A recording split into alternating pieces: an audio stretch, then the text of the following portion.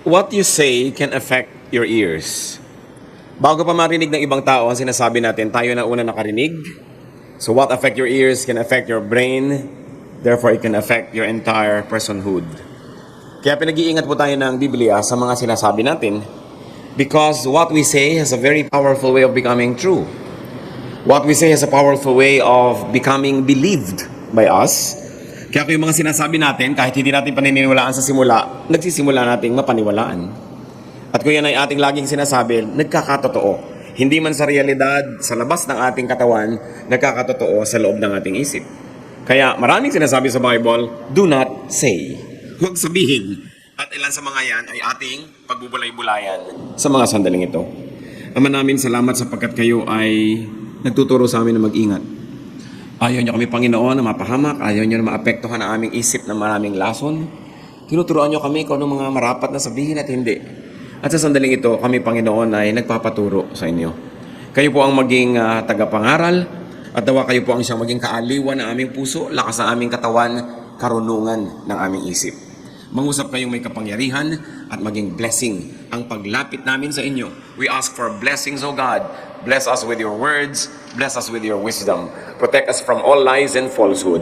We ask you, Father, to be our teacher. In the name of your Son, our Lord Jesus, we pray. Marami pong mga nakalagay sa Biblia na huwag daw dapat sasabihin. Isa dyan, do not say, I deserve this.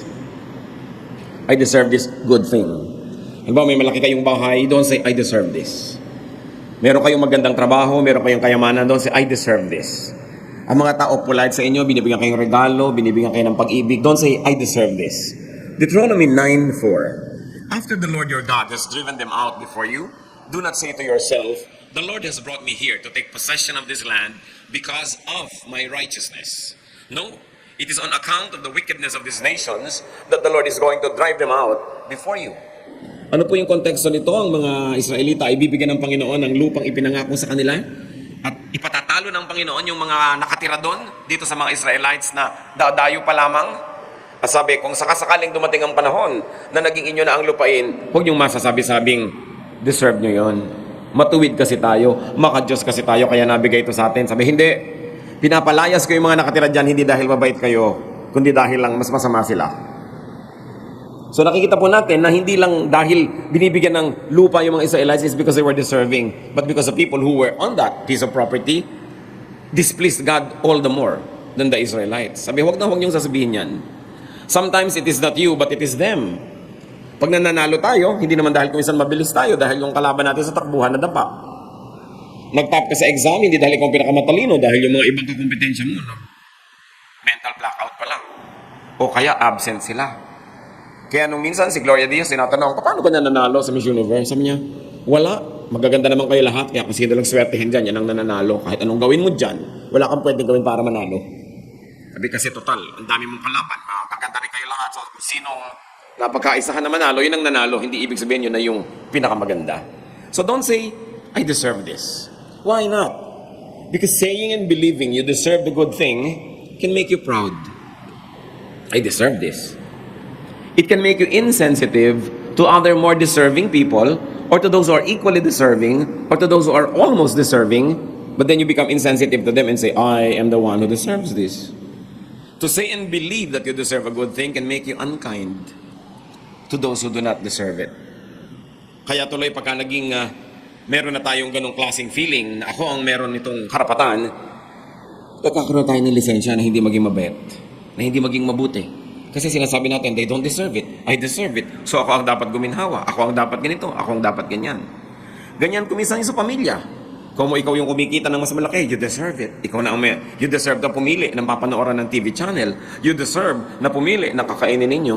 And you have a tendency to be unkind the moment you think that you deserve a good thing. And saying and believing such things can make us selfish. Magiging makasarili tayo kung iniisip natin, tama, dapat lang akin yun. And very often, it can make us abusive. Maabuso tayo dahil naisip natin, sa akin naman talaga dapat yun eh. Ako dapat ang nagde-deserve niyan. It's a challenge, brothers and sisters. Naisipin natin, ano-anong mga larangan ng buhay natin, yung nagsasabi tayong, I deserve it. I deserve your attention. I deserve your kindness. I deserve your gifts. I deserve this. I deserve that. No. No one is good. No one is good enough to deserve anything good from God, from men, from life. If good things come our way, God is just being gracious. Or probably the other people around us just deserve it less. But never be proud. Another thing that the Bible cautions us against saying is, don't say later to a needy person. Nangangailangan na yung tao ngayon, huwag mo nang sasabihan ng saka na lang. Bukas na. Next week. May sakit na siya ngayon, sabi mo, ang dadalawin kita next month. Galing na siya next month, di na kailangan ng dalaw mo. O kaya baka patay na. Isasabi mong, tutulungan kita next week. Sabi nga ng mga Tagalog, aanin pa ang damo kung patay na ang kabayo. Isang kasabihan na nung araw, maraming kabayong alaga ang mga tao, pinapakain nila yan ng damo. Pero what's the point in trying to give damo na patay na? Dahil namatay na sa gutom, ang tagal na naghintay. Huwag mong sinasabing later kung meron ka nang magagawang mabuti. Proverbs 3:28, do not say to your neighbor, come back later, I'll give it tomorrow when you now have it with you. Huwag nang tinatagalan pa. Lalong-lalo kung pasweldo sa mga maliliit na tao. Leviticus 19:13, do not hold back the wages of a hard man overnight. Kung arawan lang yan, bayaran mo na. Pagka lumulubog na yung araw, huwag mo nang hawakan pa hanggang bukas dahil isang kahig, isang tuka siya, ikakabuhay niya yan, kailangan niya ngayon, ibigay mo na. Kaya ang mga mangungutang, ang mga tumatanggap, dapat padaliin natin sa mga nagbibigay sa atin na maging mabuti. Kuminsan tayo rin ang nagtuturo sa kanila na maging maramot, na maging mapagpahirap. Kasi merong pagka-umutang, pautang naman ng 20,000. Kasi mateka lang ha. Pumasok ka sa kwarto, dala-dala mo yung 20,000. Ano na, 30 nga pa lang kailangan ko. Namin dadamihan na. O kaya bukas nandun na naman, pautang naman ng 20,000. May mga tao kasi, pag binibigyan mo sila ng mabuti at hindi mo tinutuos, hindi mo ipinapahalata na hirap ka rin sa pagbibigay, hindi ka na dumadaing. Akala nila ang dali, ang ginagawa nila, binabaliwala yung binibigay mo. Madali naman sa kanya yan eh. Sabi, huy, bayaran mo na yung utang mo sa kapatid mo. Malaki naman ang kita niya eh. Diba? Ang dali-dali naman sa kanyang kitain, yung konting perang mahalaga sa akin. Kaya pag sinabi mo na, o kailangan mo, o sige, teka, kukunin ko lang. Yan, ba't di ko ba nalakihan ang sinabi ko? Magsisisi pa. Tapos babaliwalain niya yun. Ang dali-dali naman sa'yo yan eh. Baliwala naman sa'yo yung binibigay mo sa akin. Mayaman ka naman, malaki naman ang kita mo. Yan po ang problema sa mga tao na binibigyan mo na hindi mo ipinapakita na nasasaktan ka habang nagbibigay ka. Akala nila gano'n lang kadali. Binabaliwala tuloy. Mamaya obligasyon mo na. Kaya tuloy yung iba nadadala. Nandito yung hipag mo, umuutang ng 10,000. So ano sasabihin mo? Bumalik ka next week, mag-iipon ako, gagawa akong paraan. Kahit nandito na yung 10. Paano pag inilabas mo agad? Abusado na. Akala niya gano'n na lang kadali yun, hindi na niya babayaran yun. At hindi na niya appreciate kasi ang dali naman pala, marami ka pa siguro dyan. Ang liit naman ng pinahiram mo sa akin.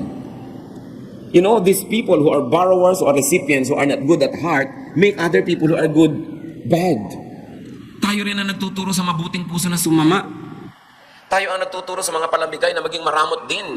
Kung hindi mo binibigyan ng halaga ang ibinibigay sa iyo. Pero ang mahalaga na itinuturo dito, kung ikaw yung may kapangyarihan na magbigay, do not delay. And especially payment or reciprocation or appreciation, do not delay. Why not? Because delaying will make you insensitive. Delaying can desensitize you. Pag hindi ka nakikinig agad ngayon sa pangangailangan ng kapwa, nasasanay ka na nakakarinig ng mga iyak, mga daing na hindi mo binibigyan agad. At kahit sa simula, may intensyon ka magbigay bukas, next week, sa dalas mong marinig na hindi ka pa uma-action, mamaya wala nang talab. And you become insensitive. And you get dehumanized. So don't say later to a needy person. Another thing that the Bible says is, do not say, I will take revenge. Gaganti rin ako sa'yo. Ayaw na ayaw ng Panginoon na sinasabi natin yan. Gagantihan kita. Maramot ka sa akin, magdadamot din ako sa'yo. Nalimutan mo ang birthday ko, kakalimutan ko rin ang birthday mo. Ayaw mo akong batiin, di rin kita babatiin. Proverbs 20:22, do not say, I'll pay you back for this wrong. Wait for the Lord, and He will deliver you. Yung nagbabalak ka ng masama laban sa iyong kapwa, sa tingin mo nagawang ka na hindi maganda, ang ibabalik mo hindi rin maganda, God is our judge. Romans 12:19, beloved, never avenge yourselves, but leave room for the wrath of God. For it is written, vengeance is mine, I will repay, says the Lord. Huwag ka mag-iisip na magbalik ng masama sa masama. At kung minsan hindi nga masama, akala mo lang pala masama. Ang interpretation mo, ang reading mo, ginagawan ka ng masama. So gagawa ka na rin ng masama. Mali pala yung reading mo. Pagka ka pala sinukat sa timbangan ng Diyos, ikaw lang yung gumawa ng masama, yung ginagantihan mo, hindi. Akala mo lang gumagawa sa'yo ng masama. Paano ngayon kung talagang gumagawa nga ng masama? Tapos ginawan mo ng mabuti. Sa palagay mo, anong tingin sa'yo ng Diyos nun? So don't pay wrong for wrong. And when your enemies or perceived enemies fall, do not rejoice. Sabi, ayan, buti nga, nakaganti rin ako sa'yo. Proverbs 24:17-18, do not rejoice when your enemies fall, and do not let your heart be glad when they stumble, or else the Lord will see it and be displeased, and turn away His anger from them. Pagka yung mga kalaban mo nagkakaroon ng mga hirap sa buhay, kinatutuwa mo, maaaring mawala ang galit sa kanila ng Diyos at sa mga baling. Yung meron ka mga kalaban na kamag-anak, mga mahal mo sa buhay na kainisan mo, tapos bigla silang nasunugan, ay buti nga. Nagkasakit, ay buti nga, nagkasakit ka, ayan.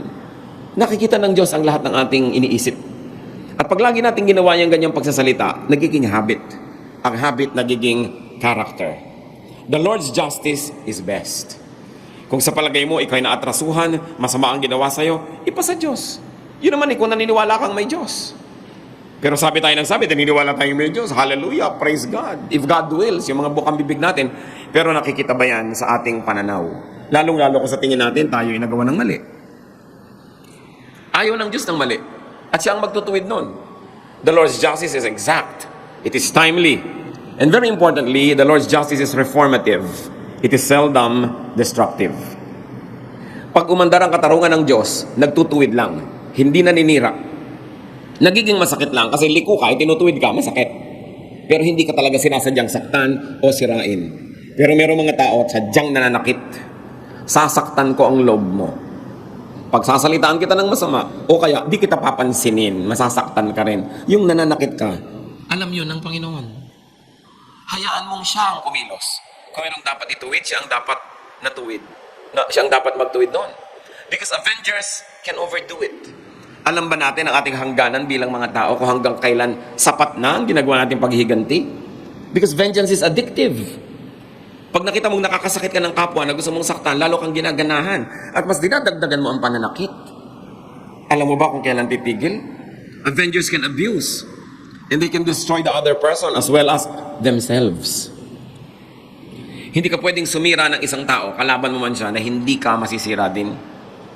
Because God is watching. Lalo na kung hindi mo naman talaga tunay na kalaban, tapos sinisira mo, masisira ka lalo. So in action, in words, in philosophy, in policy, do not be vindictive.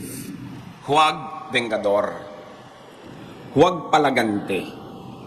May mga tao ganun Dapat not tit for tat. There are people who live for tit for tat. Sinampal mo ako, sasampalin kita. Binuhusan mo ako ng tubig, bubuhusan din kita. Diba? Hindi ka pupunta sa party ko, hindi ako pupunta sa party mo. Hindi mo ako kinausap, hindi kita kakausapin.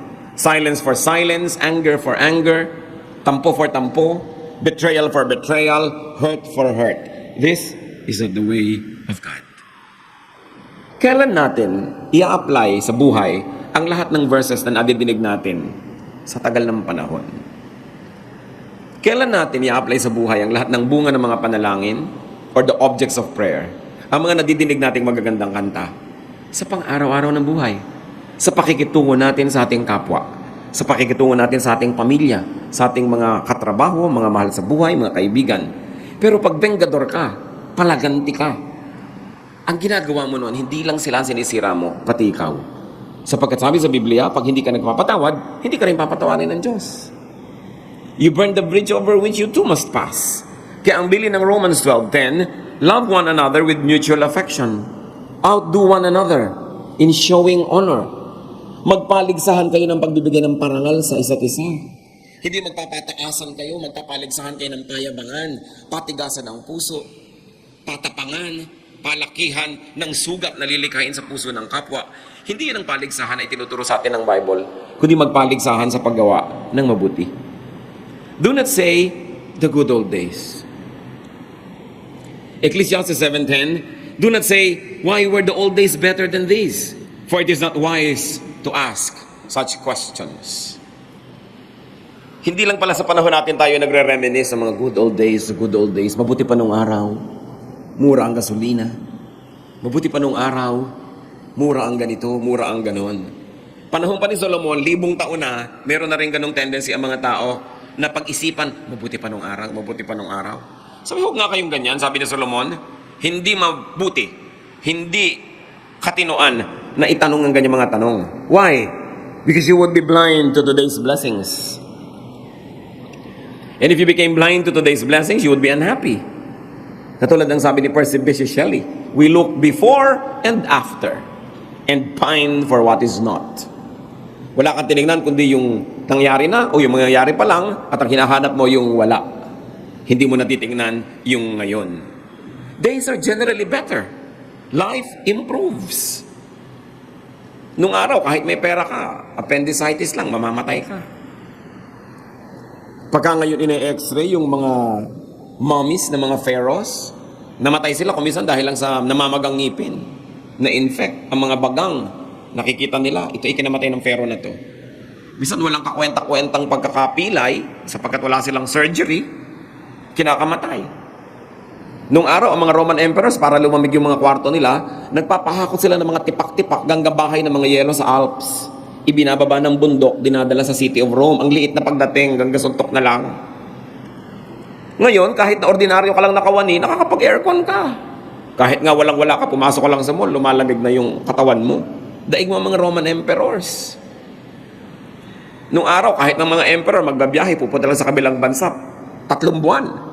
Ngayon, kahit na mamamasukan ka nakatulong, ilang oras lang, nandun ka na, nakapag-aeroplano ka na, ang daming ginhawa ng tao ngayon. Democracy is so much more better than absolute monarchy. Even socialism has better effects for the people than what it was before na absolute monarchy. Medicine is improved so much. Transportation and mobility, education. Dati mga prinsipe at prinsesa lang ang nag-aaral. Ngayon, napakarami nakakapag-aral. Technology is improved so much. Kahit nasa kaloob-looban ka ng kwarto mo, nakakapag-text ka. Nung araw, kahit mga chief ng mga Indias, magpapausok-usok pa para magpadala ng mensahe sa langit. Eh kung umihip ang hangin, nabura patuloy. Pero ikaw, kahit ngayon magbabalot, nagte-text-text ka dyan. Yung hindi yan naranasan ng kahit na sinong mga emperor at mga hari sa Europa noong araw. There's a lot of comfort today. So yung sinasabing the good old days. The days are better. Sasabi, mahirap ang pera ngayon. Mga tao nga, ang dami-dami na ibabayad sa load. Sa dami ng binabayaran ngayon na hindi binabayaran ng araw, mineral water, binabayaran ba yun ng araw inumin? Hindi. Yung inumin ng kalabaw tsaka inumin ng tao pareho lang. Buhay din naman pareho. Diba? Ngayon, nagbabayad ka pa ng mineral water. Nagbabayad ka pa ng load. May binabayaran ka pa ngayon ng mga cable. Walang cable nung araw. Walang ganyan mga bayad-bayaran. Diba? Nagbabayad ka ng internet. Ang dami binabayaran ng tao ngayon. Saan kayo kumukuha ng pambayad kundi mas maraming pera ngayon kaysa nung araw? Appreciate the blessings. Don't say the good old days. The days are getting better. Lagi natin sasabihin, ayan, pasama ng pasama, papangit ng mundo. Kasi wala kang iniisip kundi magwaka sa mundo. Pero ang totoo, appreciatein mo, gumaganda, umaayos. Nung araw, pag kulot ka, talaga mamamatay kang kulot. Wala kang pag-asa. Di ba ngayon, planchahin lang ng 2 oras yung buhok mo, ganyan ka na lang ganyan. Natupad ang pangarap mo. Kahit kapaita. Eh, ang hirap-hirap ng tao, reklamo ng reklamo. Pati peklat ngayon, nabubura. Willing ka lang magmerienda ng 3 buwan, pumunta ka sa dermatologist, bura ang peklat mo.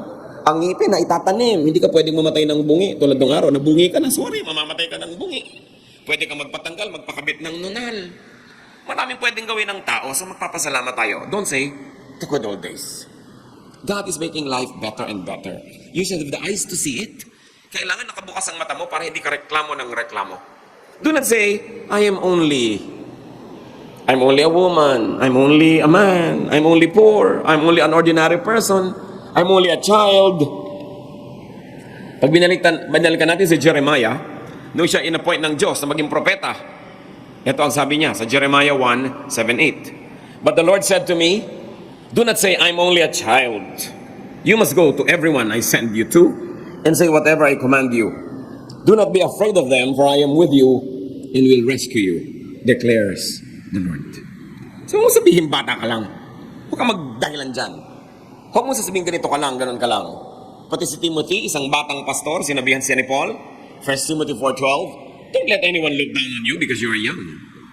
but set an example for the believers in speech, in love, in life, in faith, and in purity. So do not let anyone despise you because of your age. Matanda na ako, bata pa ako, etc., etc. Or your gender, or your race, or your looks. Because you will only disempower yourself. Pagka ikaw na nagsisimulang mamintas, magmaliit sa iyong sarili, ano pang inaasahan mong gagawin ng iba sa iyo? They will follow your lead. Hindi tayo kailangan magmalaki, pero hindi din natin dapat maliitin ang ating sarili. Because Jesus approved of and empowered children. He also approved of and empowered women, even outcasts and sinners, the poor, the sick. Lahat ng mga kinoconsider nila na puwera, hindi kasali, outcast, they were empowered by Jesus. They were accepted, loved by Jesus. And Jesus fellowshiped with them to the point that he was called a friend of sinners. Another thing we should not say is, why God? Bakit, O Diyos? Bakit mo ako ginawang ganito? Bakit ako isinilang na ganito? Bakit ganito lang ako? Especially, don't ask God about these things that you cannot change. They will only make you unhappy and rebellious. Yung mga tanong ngayon na pinagsisimulan ng pag-iibagsik. Yung why. May mga bagay na nababago, pero may mga bagay na dapat tinatanggap.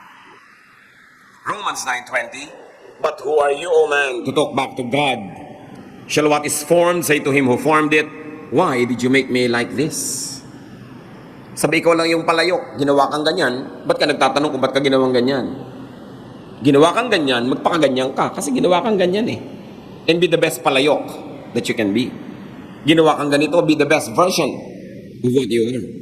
Job 38:1-2, nung nagre-reklamo si Job sa Panginoon, then the Lord answered Job out of the storm. He said, who is this that darkens my counsel with words without knowledge?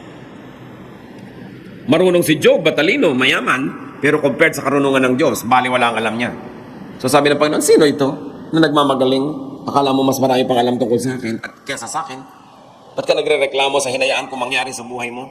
Hinayaan ko yan, harapin mo. May mga bagay na pwedeng ilapit sa Diyos.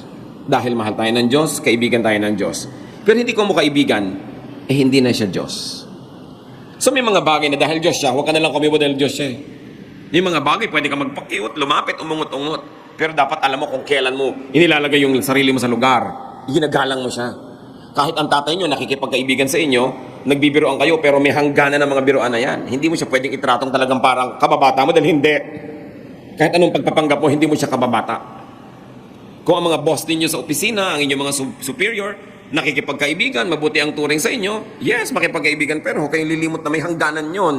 May mga bagay na hindi mo tinatawid, may mga hangganan na hindi ka lumalampas. Ganon din ang mga bituin. Hindi ka pwedeng umalis doon sa ruta mo kasi magbabanggaan yung mga ibang bituin, masisira lahat ang plano ng Diyos. Yung halaman, pag orchid ka, kumapit ka sa puno. Di ba? Pagka fern ka, doon ka sa madilim. Pag lumot ka, kumapit ka sa basang bato. Meron ka dapat lagyan. Ang lahat ng taong kumikilala sa Diyos, lumalagay sa lugar. Hindi ka tumatawid sa hindi mo dapat tawirin. Hindi ka dapat lumalampas sa hindi mo dapat lampasan. At isa na doon, ang pakikipag-communicate natin sa Diyos. Not because God is friendly, you'd be too overly fresh. Kailangan ginagalang mo. At may mga bagay na hindi mo tinatanong. Tinatanggap mo. Lalo't alam mo na permanente yun, nandun talaga. May mga bagay na pwede kang ibahin. Hindi masamang ibahin. Pero paano natin malaman yung mga yon? Kailangan natin ng spiritual wisdom. Pero huwag na huwag nagiging rebellious against God's will. Iba yung nagtatanong, iba yung tanong na meron kasing galit. May sama ng loob, may puot. Yan ay hindi itinatanong. Isasabihin nyo, paano ko talaga naiisip ko? Sabi, huwag mo sabihin. Kasi may mga bagay na pag naiisip mo lang ng maliit, pag hindi mo sinabi, nalilimot mo. Pero pag sabi ka ng sabi, ulit ka ng ulit, lalo mong naiisip. At habang lalo mong naiisip, lalo mong nasasabi. At habang lalo mong nasasabi, lalo mong naiisip, kinain ka na ng buong ideya na yun later on. So may mga bagay that you don't verbalize. Because a thought dies when you don't pay it attention. But the moment you verbalize it, you give it honor, you give it dignity, you give it space in the scheme of things. And the moment you give it space in the scheme of things, it begins to assert itself. And once it begins to assert itself, it can dominate you. Kaya yung mga tukso na iniisip, laging iniisip, tapos binabanggit, mamaya yung tukso na ang nananaig. Yung mga maliliit na unhappiness, pag lagi mong sinasabi, lumalaki. Kinakain ka, nasisira ang iyong pagkatao. May mga bagay hindi dapat sinasabi. Masama ang loob mo sa isang tao, pag sinabi mo doon sa kapwa mo tao, sumama na rin ang loob niya doon, nagkagulo-gulo na, lumaki. Sa halip ngayon tuloy, na magkaroon ng kapayapaan, ang pinagsabihan mo pa, galit din, nagkasulsulang kayo ng galit nyo, lalo lang kayo nagalit, gumulo ang mundo. Mga kapatid, tandaan nyo, may mga bagay na hindi sinasabi. Sinasarili. Ang mga totoong tao, nakikilala mo, hindi lang sa sinasabi. Nakikilala mo rin sa hindi sinasabi. Sa sinasarili, sa kinikimkim, at ipinapa sa Diyos. Kailangan ng tao ay tao, hindi tayo hayop. Ang aso, pag natapakan, tumatahol. Pag nagulat ang ahas, tumutuka. Ang tao ay tao. Dapat ang tao may pagtitimpi. Ang tao mayroong pagpipigil sa sarili. Yan ay pinagkaiba natin sa mga mababangis na hayop. Kaya hindi lahat ng iniisip, sinasabi. Lalo't kung ang pagsasabihan mo masasaktan, wala namang mabuting magagawa. Kundi nakasakit ka lang. Bakit ka mananakit nang walang mabuting kinauwian? Siyempre, yung sinaktan mo, kung hindi rin maganda ang pagkatao, sasaktan ka rin. Hindi na matatapos ang sakitan ninyo. Is that the kind of life you want to live? Another is that do not say, surely, when it comes to the future. James 4:13-15. Now listen, you who say, today or tomorrow we will go to this or that city, spend a year there, carry on business and make money. Why you do not even know what will happen tomorrow? What is your life? You're a mist that appears for a little while and then vanishes. Instead, you ought to say, if it is the Lord's will, we will live and do this or that. So wag daw sinabi, sa birthday ko, punta ka. Oh, sure. Ano sinasabi natin? If the Lord wills. Hindi mo hawak ang bukas. Hindi ka nagpaplano na parang mabubuhay ka forever. Hindi mo alam. So you plan like you will live for long, but you have the attitude that you might die any moment because that can happen. Hindi natin dapat pangunahan ng Diyos. Siya ang may hawak ng kinabukasan. Lagi tayong nagde-defer sa Kanya. If God wills. If the Lord will allow. The Lord willing. I'm going. I will be there. We will do it. Proverbs 27:1. Do not boast about tomorrow, for you do not know what a day may bring forth. At marami pong uri ng pagyayabang tungkol sa kinabukasan. Isa dyan yung, gagawin kita ng mabuti balang araw. Pagkaya ko na. Nakakatiyak ka ba na mabubuhay ka mahaba? So gumawa ka na ng mabuti ngayon. Yung nagde-delay ka, sige, saka na kita babayaran, saka kita gagawa ng mabuti. Kayabangan yun. Kasi hindi mo alam kung darating yung bukas na yun. So ang sabi sa Bible, kailangan laging ting matatapos ang maghapon, bayad ka ng mga dapat mong bayaran. Sinabihan mo ng I love you yung dapat mong sabihan. Humingi ka ng tawad sa dapat mong hinga ng tawad. Nakipagkasundo ka sa dapat mong kasundo. Kasi hindi mo alam kung buhay ka pa bukas eh. Pero para sa lilipas din to, hayaan mo ilang araw. Kayabangan. Kasi hindi mo alam kung nandun ka pa. At ang napakahirap, namatay na yung tao, tsaka ka nagsisi. O ikaw yung namamatay, nagsisisi ka. Mahirap yung namamatay ka na, may dala ka pang sisi. Mahirap yun. Kaya kailangan maluwag ang iyong loob pag kinukuha ka na ng Panginoon. And the only way na luluwag yan, wala kang utang. Lagi kang handang magbayad. Do not say an out of time word. May mga bagay po, mga bagay na magandang sabihin pero mali yung timing, mali pa rin. Lalo naman kung pangit na nga yung salita, walang magandang timing doon kahit kailan. Like, walang magandang timing kahit kailan sa mura. Minura mo yung tao, kahit kailan, walang magandang timing yun. Ecclesiastes 3:1, there is a time for everything, and a season for every activity under heaven. And 3:7b, a time to be silent, and a time to speak. May panahon, tahimik ka dapat. May panahon, dapat hindi ka tahimik. Dapat nagsasalita ka. And sino ang wise person? The one who knows when. When to be quiet. When to speak. Kailan magsasabi ng isang word? Sometimes careless words do not help. They worsen a situation. Kaya pinipigilan ng bibig na lagi nagpipiglas na mayroong gustong sabihin. Kailan nyo nakikilala ang kagandahan ng isang tao? Hindi physical ha? Yung kalooban. Kailan nyo nakikilala? Pagka siya ay mahinahon o pag siya ay galit? Siyempre pag galit. Lahat ng tao, masamamang tao, pag mahinahon siya, masarap siyang kasama. Maganda ang buka ng muka, maganda ang sasabihin. Pero galitin mo, o subukan mo't galit. Yung inilalabas na ugali pag galit, ang tunay na ugali ng tao. Kasi kung hindi ka naman galit, syempre mapagbigay ka. Pagka binigyan ka, thank you. Pero pag galit ka ba, inabutan ka pa rin ng kape, sabi mo pa rin ba sa asawa mo, thank you. Di ba? Baka tabigin mo pa yung kape. Kasi galit ka. Pag galit kayo mga kapatid, you are under trial. Dahil doon nyo ipakikilala ang tunay nyong pagkatao. Pagka kayo ubusan ng pasensya. Kaya lahat tayo dyan, kailangan magsiyasat ng sarili. Kasi meron talagang nice, ang gaganda ng mukha, ang gagandang ngumiti, ang susweet mag-hello, ang susweet mag-hi. Pero, pag nagalit na, yung ugali lalabas, yun ang totoong siya. Not that person when he is cheerful. Not the person when she is well, when she is having her way.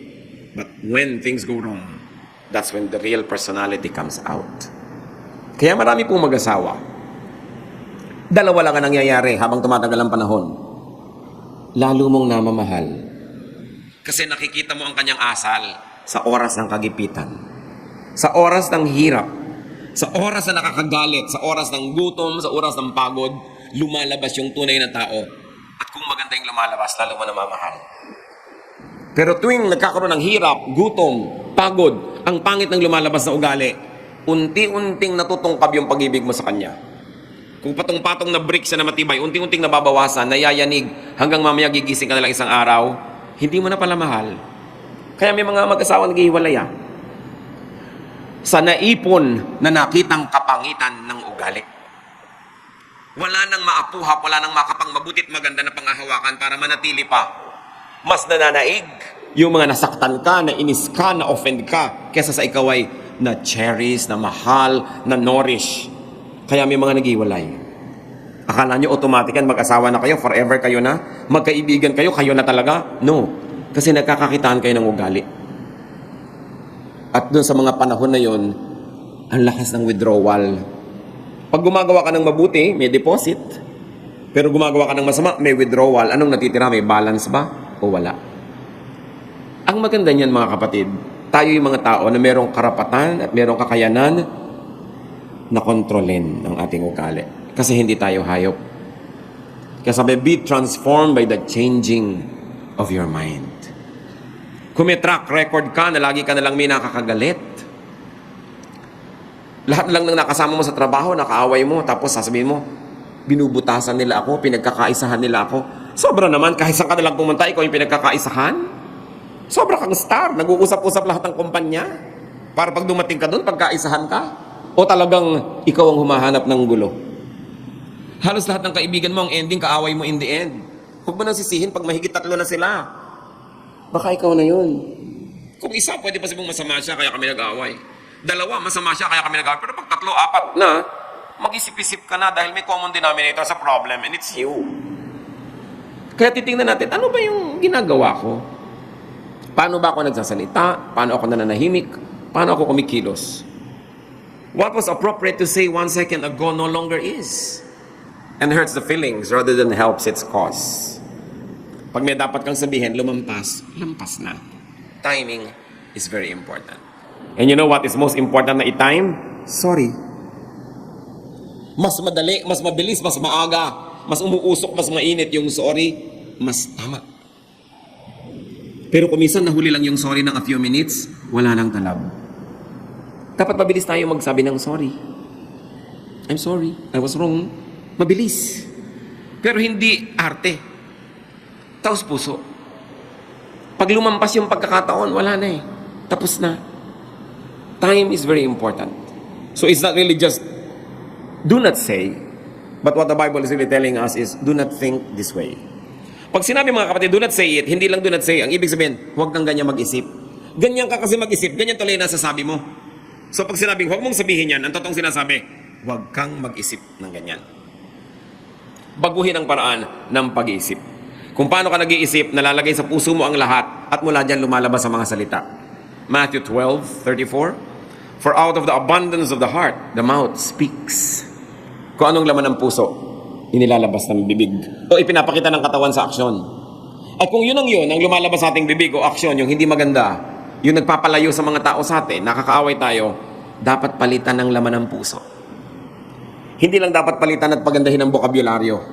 Hindi lang dapat gandahan ang timing. Yung pinagmumula ng bokabularyo natin, yung ating espiritu, yung ating pagkatao, yun ang dapat talaga mabago. At kadalasan, ang mga tao naman, hindi sila likable only because they have been rejected many times. Maraming mga tao, sasabihin nila, hindi naman ako loving kasi hindi naman ako lumaking may nagmamahal sa akin eh. Oo nga, pero maibabalik mo pa ba yung childhood mo para i-replay mo, para may magmahal sa'yo, para maging mapagmahal ka? Wala ka na magagawa sa tapos na. So ang dapat mong gawin, repairin na lang yun, limutin, matuto mula doon, because God is God of second chances. Nagbibigay ang Panginoon sa atin ng mga bagong pasimula. Gaano karami sa atin ang makakapagsabing lumaki tayo masaya? Sa dinami-rami ng mga masusungit na mga tito at tita, mga madrasta at madrasto, sa dami ng mga masusungit na lola at lolo, sa dami ng mga kaliweteng tatay at nanay, sa dami ng mga malulupit na kapatid, mga kamag-anak na mararamot, mayayabang na kapitbahay, gaano karami sa atin na makakapagsabing, I had a happy childhood? Konti. Pero kung papayagan natin ng mga kapatid na buong buhay natin, maapektuhan tayo ng mga deprivations ng childhood natin, therefore you will remain deprived. Therefore, every turn and twist and chapter of your life, you're going to reprise. You're going to repeat the bitterness of your childhood. So what is important is to be free from that, to have a new beginning. Whoever is in Christ is a new creation. The old is gone, the new has come. New life comes, a new heart. And God said, I'm going to take away from them their heart of stone, and I'm going to give them a heart of flesh. Mga kapatid, kung meron sa atin na damage ng isang sad experience, marami yan. Nung bata ka, nung teenager ka, nung early adulthood mo, or very recently. Don't let that damage keep damaging you by allowing it to make you bitter or unkind. Huwag mong hayaan na maging bato ang puso mo dahil lang nasaktan ka minsan. Kasi marami pang pagkakataon para sumaya. Pero kung magpapatali ka sa mga nakaraan, ikaw na ang may kasalanan kung magpapaulit-ulit yan. By the power of Jesus, we can have a brand new life, a brand new attitude, a brand new way of looking at things. We cannot forever hide behind the excuse that we were deprived. I was raped, I was abused, I was this, I was that. Hindi ko minamaliit yung masasakit na mga karanasan na yan. Nandun na ako. Pero masakit nga eh. Kaya dapat isara. Dapat limutin. Dapat palitan na maganda. Para yung nawala sa'yo noon, dumating naman sa'yo ngayon. Pero pag hinayaan mo yan na magpaulit-ulit ng epekto sa'yo, and it makes you cynical or unkind or stone-hearted, you will now be the cause of your sorrows. Meron lang nagpasimula nun, pero ikaw na ang nagpapatuloy. Ang isang pinakamalaking kalayaan ng tao, makalaya siya sa nakaraan. Pag more than 10 ka na, 20, 30, 40, 50, imposible na spotless ang nakaraan mo. Marami na yung sugat, marami na yung latay, marami na sakit, hirap at dusa. Sa dami nga na yon, dapat ka makinabang ngayon. It must make you better, not bitter. Nadaya ka once, twice, ayaw mo na magtiwala uli. Sa buong buhay mo, wala ka ng pagtitiwalaan. Kung balak mo pang sumaya, dapat ka matuto magtiwala muli. Hindi mo dapat sisingilin yung iba sa kasalanan ng iba sa'yo. Sinaktan ka ni Juan, babayaran ni Pedro. Ganun ang nangyayari kung minsan eh, yung mga babae, dati nilang boyfriend, minahal nila, hindi sila minahal. Nagkaroon ng second boyfriend, hindi na nila minamahal. So ito ngayon si second na nagbayad sa kasalanan ni first. Tapos gantihan ng gantihan, lahat ng tao ngayon nasasaktan. Careful. Because we must change what is in our hearts. Yung laman ng puso mo, yun ang lalabas sa iyong bibig. Yun ang iaarte ng iyong katawan. Yun ang i-express ng iyong mukha. So watch the heart. So careful with words. Because words have a powerful way of becoming true. And words have a powerful way of suggesting to us our line of action. Napapabuti tayo, napapasama sa mga sinasabi natin. Matthew 15:11, what goes into a man's mouth does not make him unclean, but what comes out of his mouth, that is what makes him unclean. Aming Diyos, kami po ay nagpapasuri kung anong ginagawa namin sa aming mga salita. May mga pinagsasasabi ba kaming hindi dapat? At kung ito man ay nangyayari, saan nagmumula ito? Anong mga problema ng puso namin ang pinagmumulan ng ganito mga asal? Siya sa atin mo kami, Panginoon. Mapagkunwari ba ang aming mga salita? Ano mga itinatago namin? Bakit? Masakit ba? Mapagmataas? O kaya nagmamaliit sa sarili? Ano ang pinagmumula ng mga diwa kung ba't kami nagsasabi ng mga sinasabi namin? Bakit may mga masusungit, may mga matataray? Bakit may sobra namang mapanglait sa sarili? Bakit may mayayabang? Ba't may iilap?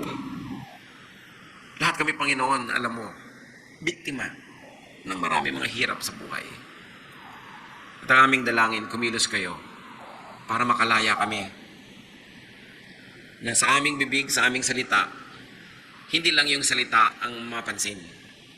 Yung pinagmumula nito na puso at kung anong laman nito. Magbulay-bulay tayo mga kapatid sa ilang saglit. Kung ano ang kahulugan sa atin ng mga mensaheng ito. At habang lahat ay nakatungo, nais ko pong manalangin mga kapatid.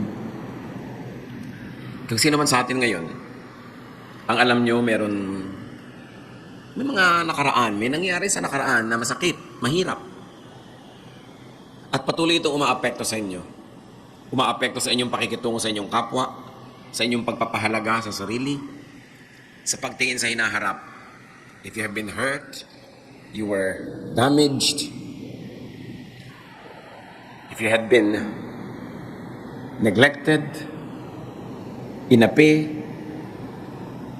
kinalimutan, at hanggang ngayon, alam nyo, may epekto ito sa inyong ugali, sa inyong ginagawa, sa inyong kaligayahan. Nais ko kayo panalangin. While heads are bowed and eyes closed, I want you to stand. I'm going to pray. The Spirit of God will release you as you'll let the power of Jesus cleanse your past.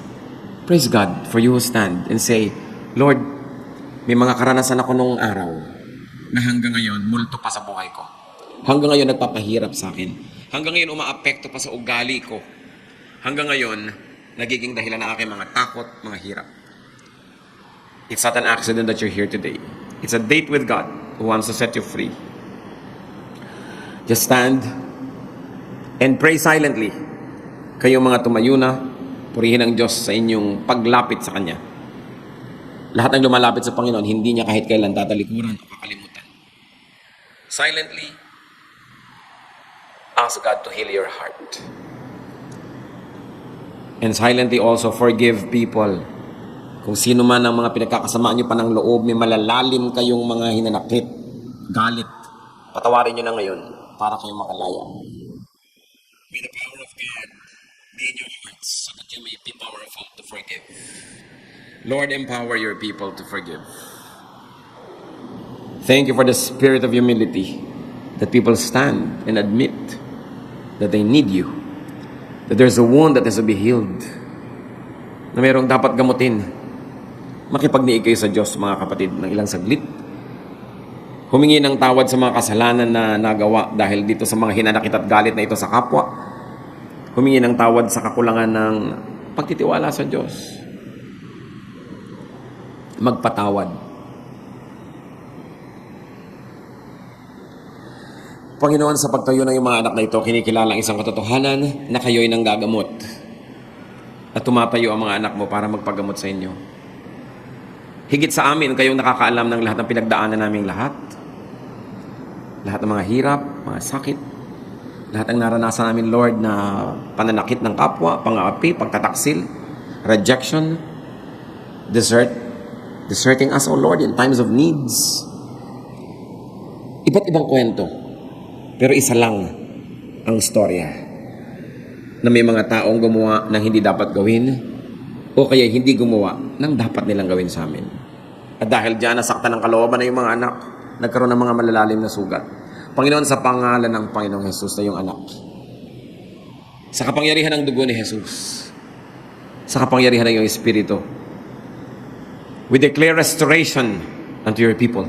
Restore your people, O God. Pagalingin niyo po ang mga sugat, isaran niyo ang mga nakabukang mga sugat na ito. Paghilumin, hawakan nyo na yung mapagpalang kamay at bigyan nyo ng kagalingan. Bigyan nyo ng kapangyarihan ng mga anak nyo magpatawad sa mga taong iniisip nilang nagkamali sa kanila. At palayain mo sila, Panginoon, sa mga pagkakadala, sa hirap, sa kawalan na ngayon ng tiwala sa kapwa, Palayain nyo at ang sa ganun magkaroon ng mga bagong pananaw, bagong pag-asa. At sa tulong nyo at sa karunungan na ibibigay nyo, turuan nyo yung mga anak, Panginoon, kung sino ang mga marapat pagtiwalaan. At ganun din kung sino ang patuloy na dapat pag-ingatan. Nawa, Panginoon, sa pagkilos nyo, ang mga anak mo magkaroon ng mga bagong pag-asa, bagong pananaw, bagong bokabularyo, bagong paraan ng pakikitungo sa kapwa. Bunutin mo ang mga ugat, Panginoon, ng mga hinanakit, puot, galit. Take away all the bitterness in your people's hearts.